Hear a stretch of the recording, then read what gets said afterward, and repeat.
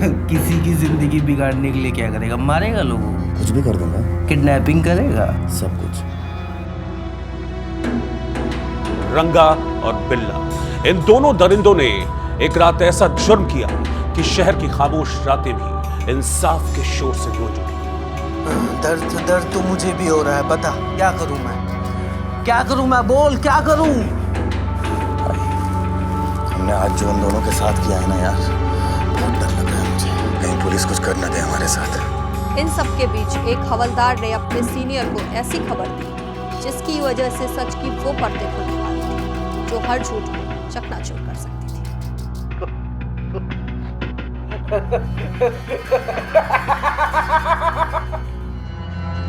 कौन थे ये रंगा और बिल्ला, और क्या मजबूरी थी कि गीता और संजय एक अनजान गाड़ी में जाकर बैठ गए? जवाब बिल्कुल भी आसान नहीं था, क्योंकि उस सच्चाई तक पहुंचने के लिए हमें उस कहानी को जानना होगा जिसकी शुरुआत होती है मजबूरी से और खत्म होती है उस दरिंदगी पर जिसे याद कर आज भी लोगों के दिल दहल उठते हैं।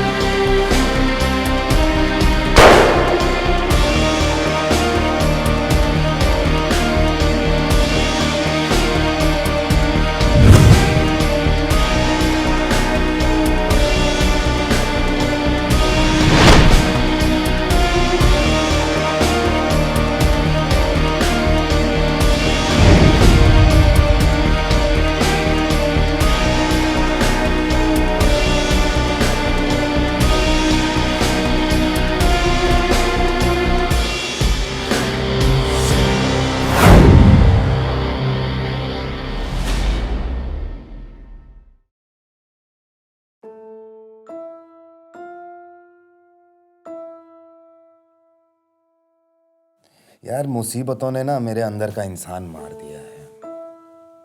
अब जो बचा है ना मुझ में, किसी का नहीं है, मेरा भी नहीं। तू कहना क्या चाहता है? तू पैसे के लिए कुछ भी करेगा क्या? यार अब अपनी खुशियों के लिए अगर मुझे किसी की जिंदगी बिगाड़नी भी पड़े ना, मुझे कोई फर्क नहीं पड़ता है। क्या क्या करेगा? किसी की जिंदगी बिगाड़ने के लिए क्या करेगा? मारेगा लोगों को? कुछ भी कर दूंगा। किडनैपिंग करेगा? सब कुछ। पक्का?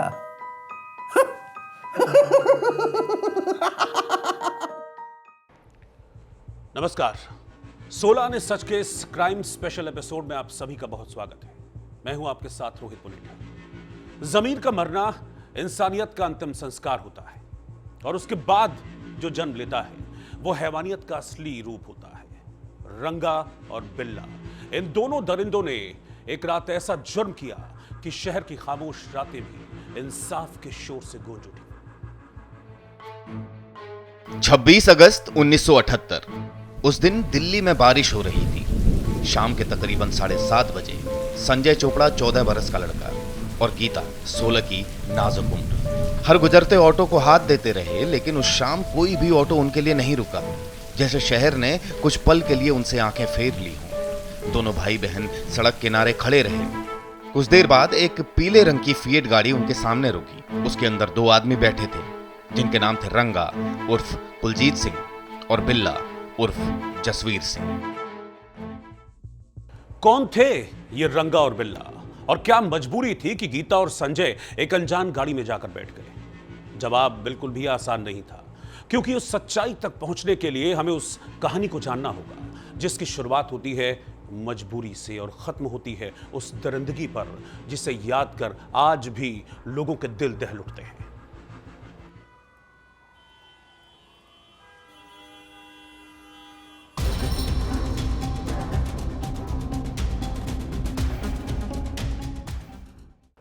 रंगा बिल्ला दोनों पहली बार एक दूसरे को बॉम्बे में मिले थे। यार मैं टैक्सी चला चला के परेशान हो गया हूँ यार, बहुत परेशान हो गया हूँ मैं। कुछ ऐसा काम दिला दे यार जिसमें कमाई हो, कुछ पैसा वैसा आए। कभी कभी जल्दबाजी में किया हुआ काम भी ना घाटे का सौदा हो जाता है। अरे मेरी हालत देख ले, पैसा नहीं है जेब में, खाने को रोटी नहीं है। क्या जल्दबाजी का काम यार, पैसा चाहिए मुझे अभी। चल मैं तुझे किसी से मिलवाता हूँ। किससे? बिल्ला से। बिल्ला?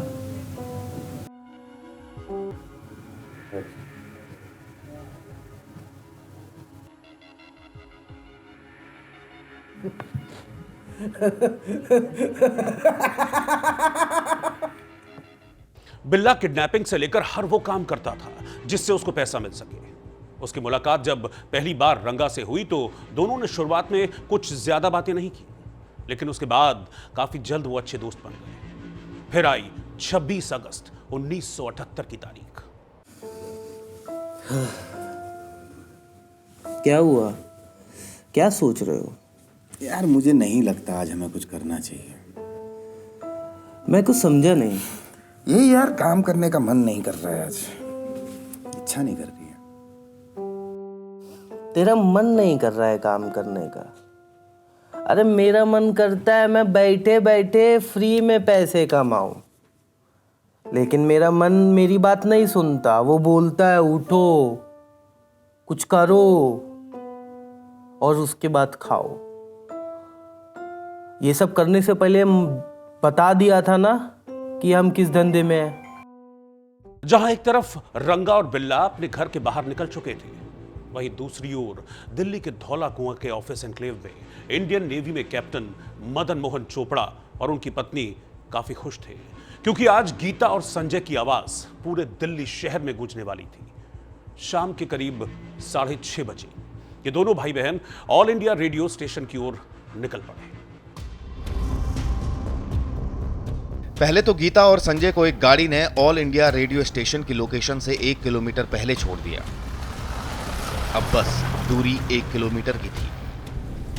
क्योंकि बारिश हो रही थी तो दोनों ने सोचा कि ऑटो से बाकी रास्ता तय कर लेते हैं। अफसोस ऑटो तो नहीं, लेकिन वो आ गए जो शिकार पर निकले थे, रंगा और बिल्ला। इन सब से बेखबर रात के करीब 8 बजे से कुछ मिनट पहले मदन चोपड़ा ने रेडियो ऑन किया। रेडियो का डायल जैसे जैसे ऑल इंडिया रेडियो की तरफ वेव हो रहा था, उनके चेहरे की मुस्कान गहरी होती जा रही थी। प्रोग्राम शुरू हुआ, लेकिन प्रोग्राम शुरू होते ही मदन चोपड़ा के चेहरे से मुस्कुराहट गायब हो गई, या फिर ये कहिए कि धीमी पड़ गई, क्योंकि प्रोग्राम में गीता और संजय की आवाज कहीं सुनाई ही नहीं दी। बिना वक्त गवाए Madan Chopra all India radio station की तरफ निकल गए। कैप्टन चोपड़ा जब रेडियो स्टेशन पहुंचे तो वहां पर उन्हें अपने बच्चे नहीं मिले। अब कैप्टन चोपड़ा की बेचैनी डर में बदलने लगी थी। उन्होंने वहां मौजूद लोगों से जब पूछताछ की तब उन्हें पता चला कि गीता और संजय रेडियो स्टेशन आज पहुंचे ही नहीं। कैप्टन चोपड़ा के दिल की धड़कन एकदम तेज हो गई। उन्होंने तुरंत अपनी बीवी को फोन मिलाया और पूछा कि क्या गीता संजय घर पहुंचे। उधर से उनकी पत्नी की घबराई हुई आवाज, नहीं, वो अभी तक घर नहीं आए। ये सुनते ही कैप्टन चोपड़ा जैसे सुन्न पड़ गए। अगले ही पल वो स्कूटर स्टार्ट करते हैं और घर की तरफ निकल पड़ते हैं। घर पहुंचते ही कैप्टन चोपड़ा ने बच्चों के सभी दोस्तों के घर से लेकर अपने रिश्तेदारों को फोन लगाया और उनसे गीता और संजय के बारे में पूछा। हर बार, हर कॉल और हर आवाज उन्हें सिर्फ एक ही जवाब देती, नहीं, गीता और संजय हमारे यहाँ नहीं आए। अब कैप्टन चोपड़ा को समझ आ गया कि उनके बच्चों के साथ कुछ तो बहुत गलत हुआ है।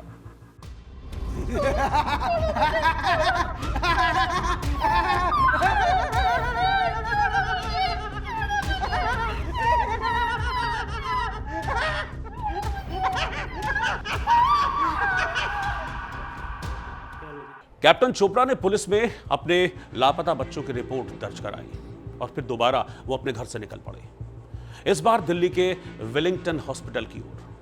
उन्हें शक था कि शायद किसी एक्सीडेंट या हादसे के बाद बच्चों को अस्पताल लाया गया होगा। उन्होंने हॉस्पिटल से लेकर आसपास के हर इलाके को खंगाल डाला, लेकिन अफसोस उन्हें मिली तो सिर्फ और सिर्फ निराशा। थके हारे, टूटी उम्मीदों के साथ रात 11:30 बजे कैप्टन चोपड़ा अपने घर वापस लौट आए। भाई यार बहुत दर्द हो रहा है यार। दर्द तो मुझे भी हो रहा है। बता क्या करूं मैं, क्या करूं मैं, बोल क्या करूं। भाई हमने आज जो उन दोनों के साथ किया है ना यार, बहुत डर लग रहा है मुझे, कहीं पुलिस कुछ कर न दे हमारे साथ। कभी कभी एक छोटा सा इत्तेफाक पूरी कहानी का अंत बदल देता है, ठीक वैसे ही जैसे होने वाला था रंगा और बिल्ला की जिंदगी में। दरअसल रंगा और बिल्ला जब अपने जख्मों का इलाज करवाने के लिए विलिंगटन हॉस्पिटल पहुंचे थे, उसी समय कैप्टन चोपड़ा भी अपने बच्चों को वहीं ढूंढ रहे थे। इन सब के बीच एक हवलदार ने अपने सीनियर को ऐसी खबर दी जिसकी वजह से सच की वो परतें खुलने वाली थी जो हर झूठ को चकनाचूर कर सकती थी। जनाब, रात 10 साढ़े 10 बजे के बीच मुझे हॉस्पिटल वेलिंगटन से फ़ोन आया। वहाँ पर विनोद और हरभजन सिंह नाम के 2 व्यक्ति आए हुए थे। विनोद के माथे पे चोट लगी हुई थी और खून निकल रहा था। हॉस्पिटल से फ़ोन आने के बाद मुझे वहाँ जाना पड़ा क्योंकि मुझे मामला लीगल लग रहा था। लीगल कैसे? और उसको चोट कैसे लगी? जनाब, जब हॉस्पिटल के डॉक्टर यास्मीन इमाम ने विनोद से पूछा कि तुम्हें ये चोट कैसे लगी, तो विनोद ने उसको बताया कि रात को 9:30 बजे कुछ चोरों के साथ उसकी हाथापाई हो गई, इस वजह से उसे चोट लगी। अच्छा, फिर क्या हुआ? डॉक्टर ने उन्हें अभी फर्स्ट एड देकर एक्सरे के लिए रोका है, लेकिन विनोद रुकने से मना कर रहा है। वो मना कर रहा है कि मैं यहाँ नहीं रुकूंगा। उसने कंसेंट फार्म पे भी साइन नहीं किया है जनाब। मुझे तो कुछ गड़बड़ लग रही है जनाब। ठीक है, वहाँ चलते हैं जहाँ उन पर हमला हुआ है। इससे पता चलेगा कि वो सच बोल रहे हैं या झूठ बोल रहे हैं। सब इंस्पेक्टर विनोद और हरभजन के साथ उस जगह पहुंचे जहां दोनों के मुताबिक उन पर अटैक हुआ था, हमला हुआ था। वहां पहुंचकर जब सब इंस्पेक्टर ने चारों तरफ अपनी नजर घुमाई तो उन्हें न मिट्टी पर किसी स्ट्रगल के निशान मिले और न ही खून की एक बूंद उन्हें कहीं आसपास दिखी, और न ही ऐसा कुछ जो किसी हिंसक झगड़े या झड़प की तरफ इशारा करता हो। इतना ही नहीं, वहां मौजूद लोगों ने भी सिर्फ एक बात दोहराई कि उन्होंने यहां कोई लड़ाई देखी ही नहीं। सब इंस्पेक्टर विनोद और हरभजन की गाड़ी से वापस पुलिस स्टेशन आया। वहां पहुंचते ही दोनों की पूछताछ शुरू कर दी। कुछ देर बाद विनोद अचानक बेचैन हो उठा। बोला, साहब, घर वाले इंतजार कर रहे होंगे और सर भी फट रहा है, प्लीज हमें जाने दीजिए। पुलिस ने आगे की पूछताछ रोक दी। बस औपचारिक तौर पर दोनों के घर का पता और उनके काम करने की जगह नोट की और बिना ज्यादा देर किए उन्हें छोड़ दिया। इन दोनों पर कड़ी नजर रखो और पता करो ये दोनों कौन है। इनकी बोली हुई हर बात पर झूठ की बू आती है। इनकी दाल में कुछ काला नहीं, पूरी दाल ही काली है। वहीं दूसरी तरफ कैप्टन चोपड़ा के घर में गीता और संजय को लेकर डर और बेचैनी हर गुजरते पल के साथ बढ़ती जा रही थी। रात भर न तो खुद कैप्टन सो पाए न उनकी पत्नी। अगली सुबह 27 अगस्त पार्लियामेंट्री स्ट्रीट थाने के अफसर विनोद और हरभजन से दोबारा पूछताछ के लिए उनके बताए हुए पते पर पहुंचे, लेकिन वो पता पूरी तरीके से झूठा निकला। शक जब और गहराया तो अफसर्स ने फैक्ट्री का रिकॉर्ड क्रॉस चेक किया और वहीं उन्हें पता चला कि ऐसी कोई फैक्ट्री कभी थी ही नहीं। लेकिन असल झटका तब लगा जब दोनों की गाड़ी का नंबर DHI 280 ट्रेस किया गया और रिकॉर्ड्स में सामने आया कि वो नंबर एक वेस्पा स्कूटर का है। कई इंतजार ऐसे होते हैं जो इंसान को भीतर से चूर चूर कर देते हैं, पर फिर भी उनके अंदर की एक छोटी सी उम्मीद की लौ बुझने नहीं देते। कैप्टन चोपड़ा और उनकी बीवी भी उसी नर्क जैसे इंतजार से गुजर रहे थे। दिल मानो लाखों टुकड़ों में बिखर चुका था, पर एक ख्याल उन्हें थामे हुए था कि उनके बच्चे घर वापस जरूर आएंगे। और इसी उम्मीद के सहारे उन्होंने 27 अगस्त का पूरा दिन काट लिया। उधर पुलिस अपनी पूरी ताकत के साथ जांच में लगी रही। फिर अगले दिन रात के करीब 3 बजे कैप्टन के घर एक फोन आता है। जब कैप्टन चोपड़ा ने फोन उठाया तो दूसरी तरफ से उन्हें एक पुलिस अफसर की आवाज आई, जिसने उन्हें दिल्ली के रिज एरिया में आने को कहा। दिल्ली का रिज एरिया उस वक्त एक बायोडाइवर्सिटी पार्क हुआ करता था, शहर के बीचों बीच पसरा हुआ एक घना जंगल। बिना वक्त गवाए दोनों घर से निकल पड़े।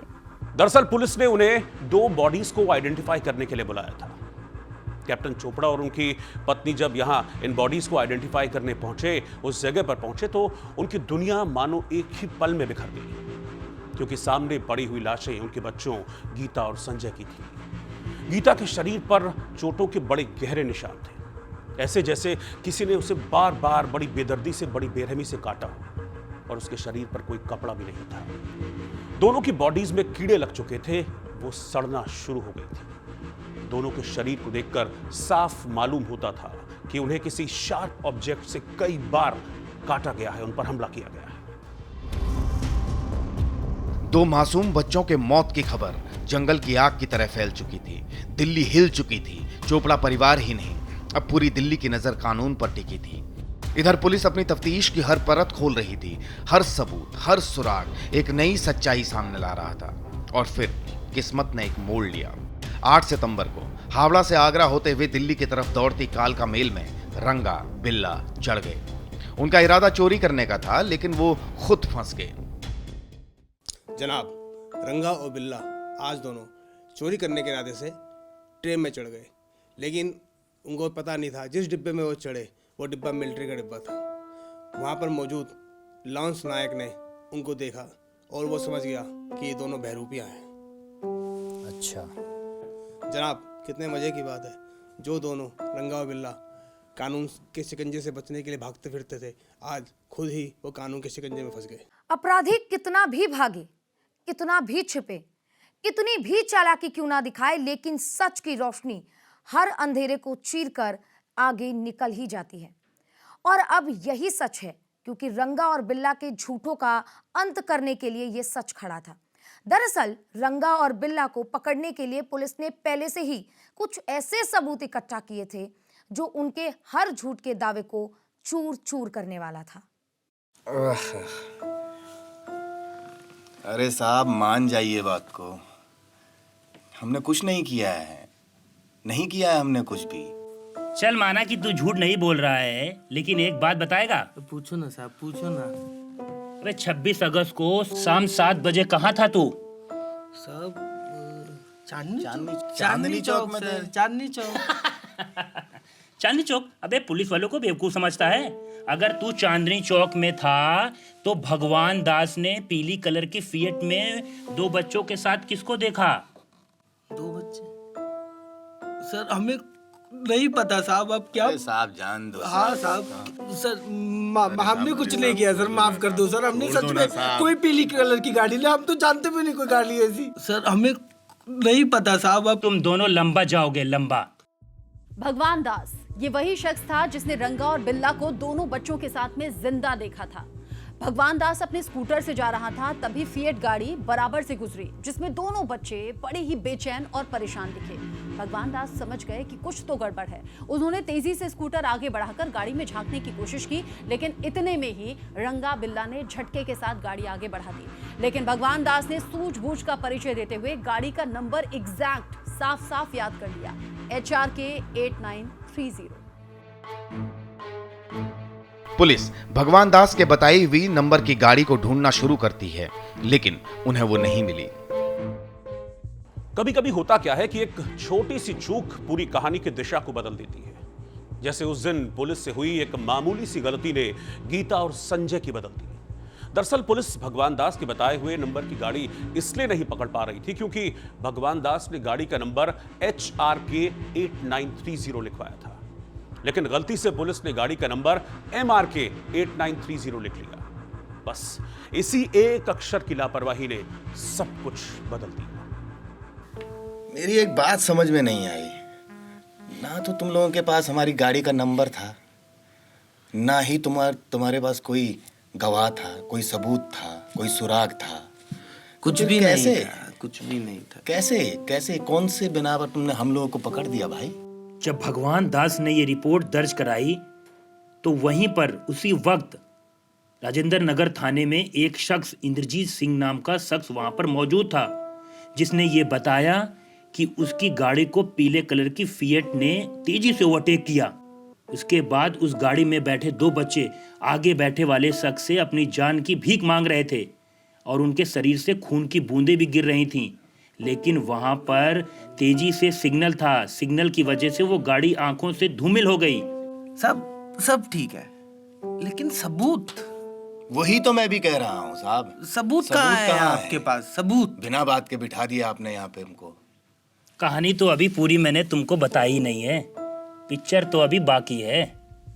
इंद्रजीत और भगवान दास के बयानों ने पहले ही दिल्ली पुलिस की नींद हराम कर रखा था।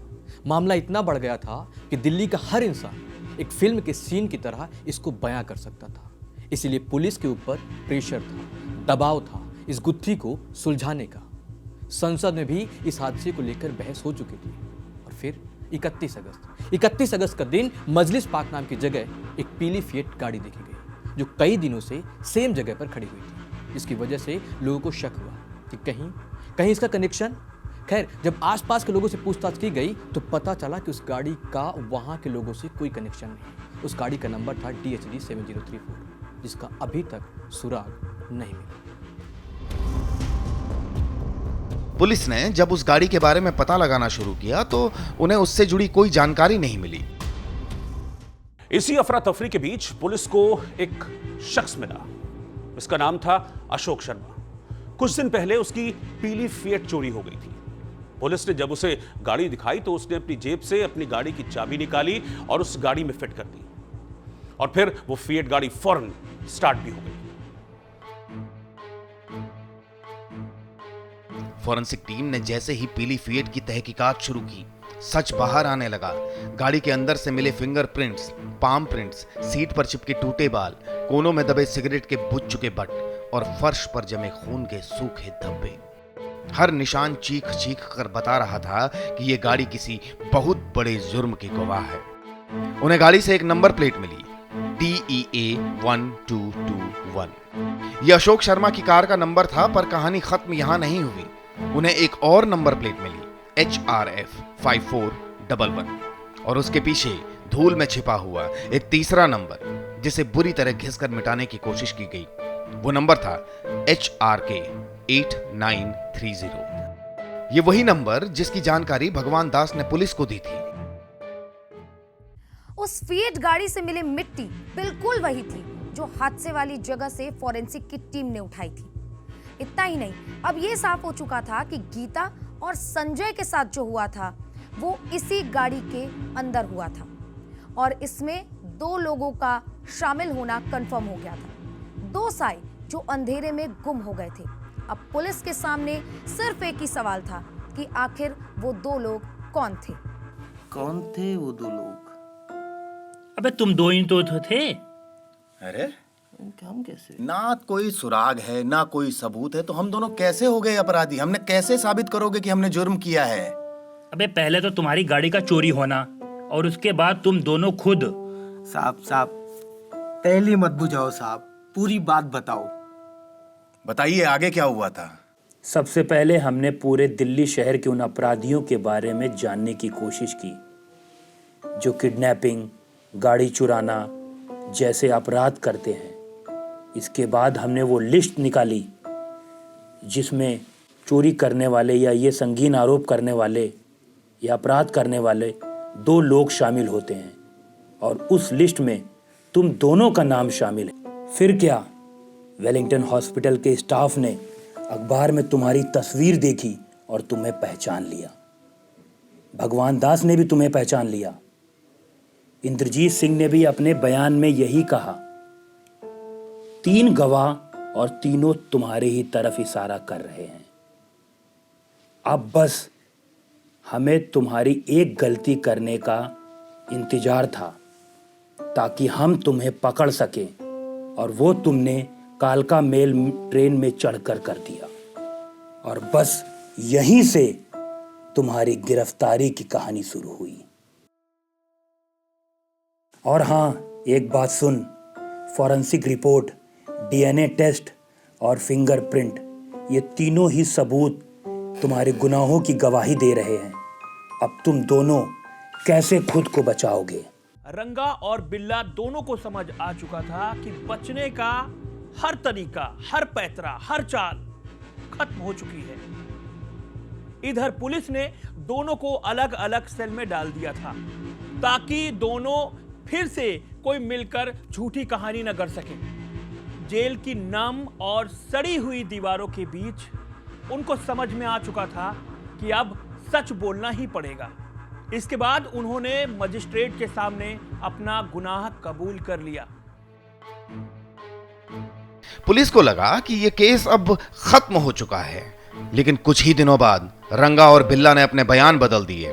उन्होंने कहा उनसे जबरदस्ती बयान दिलवाया गया, पर सच के सामने उनका हर झूठ छोटा पड़ता गया, क्योंकि मजिस्ट्रेट के सामने उन्होंने जो बयान दिया था वही सबसे बड़ा सच था, और हाई कोर्ट में वही बयान और सबूत दोनों को फांसी तक ले जाने के लिए काफी थे। कहते हैं कि गुनाह बड़ा हो तो सजा छोटी नहीं होनी चाहिए, और फांसी से बड़ी कोई भी सजा नहीं होती, पर यह सजा भी रंगा और बिल्ला के लिए कम थी। अदालत ने उन्हें फांसी की सजा सुना दी थी, पर सच यह है कि जिस दरिंदगी से उन्होंने इस अपराध को अंजाम दिया था, उसके सामने फांसी भी एक मामूली सी सजा लगती है। उनकी मौत का फंदा भी उनके गुनाह की आग को ठंडा नहीं कर सकता था। तो क्या हुआ था उस रात को? क्या किया तुम दोनों ने संजय और गीता के साथ? तू बताएगा या मैं बताऊं? तू बताना यार। अरे यार, पीले रंग की फिएट गाड़ी में हम दोनों बैठकर जा रहे थे अपने शिकार पर। हमें वो दोनों बच्चे दिखे, दूर से काफ़ी अमीर और शरीफ लग रहे थे। लिफ्ट भी चाहिए थी, हमने उन्हें गाड़ी में बैठा लिया। बस फिर हमको यकीन हो गया कि अब ये दोनों बच्चे हमारे चंगुल में आ गए हैं। थोड़ी आगे गए, उन्हें जब महसूस हुआ कि हम तो फंस गए, तो इसको यहाँ चोट पहुंचाई, इसको मारने लग गए, इसको तकलीफ देने लग गए। मेरा भी गुस्सा चढ़ गया था, हमने भी धीरे धीरे मारना शुरू कर दिया। लेकिन उसके बाद भी वो दोनों बच्चे पता नहीं क्यों शांत नहीं हो रहे थे। उन्होंने हम पर हमला किया। हमारा इरादा किडनैप करके उनसे पैसे हड़पने का था, लेकिन चोट ज़्यादा लग गई थी, तकलीफ ज़्यादा, गुस्सा बढ़ गया था, और उसके बाद हम उनको जंगल के अंदर ले गए। जंगल के अंदर जब हमने लेकर गए, तब वो जो लड़की थी ना, उसके जिस्म से खुशबू वो मुझे इतना निचोड़, ऐसे मेरे इतना नज़दीक आ चुकी थी इंस्पेक्टर साहब, इतना नज़दीक आ चुकी थी कि मेरे अंदर की हवस जाग उठी। उसके भाई को मैं अलग ले गया था, बड़े नखरे दिखा रहा था साला, बहुत बहुत बहुत तकलीफ दे रहा था। जिस वक्त ये रंगा उसके भाई को मार रहा था ना, उस वक्त मैं उस लड़की के जिस्म को देख रहा था, उसके कपड़े निकाल दिए थे मैंने। और जब मैं वापस लौटा, मैंने देखा ये उसके ऊपर लेटा हुआ है। मेरा जब मन भर गया उससे, जब मेरा उससे मन भर गया, तो मैंने इससे कहा कि जाओ देखो, गया ऊपर, दिमाग फिरा हुआ था। मैंने तलवार निकाली और दोनों को काट कर मरने के लिए छोड़ दिया वहीं पे। बॉडी सड़ने के लिए छोड़ दी हमने, बस इतना ही था साहब, बस यही था साहब, इतना ही था। गलती हो गई हमसे, गुस्से में थे ना। हाँ, गुस्से में थे ना, बहुत गुस्से में थे। पैसा शिकार, पागल हो गए थे हम, पैसा चाहिए था इन, पागल हो गए थे, देखो पैसा ना चाहिए था। हाल देखो। बस साहब इतना ही किया है हमने, और क्या किया हमने। अपराध चाहे कितनी भी चालाकी से किया गया, इंसाफ की आंखें हर परत चीरकर सच तक पहुंच ही जाती है।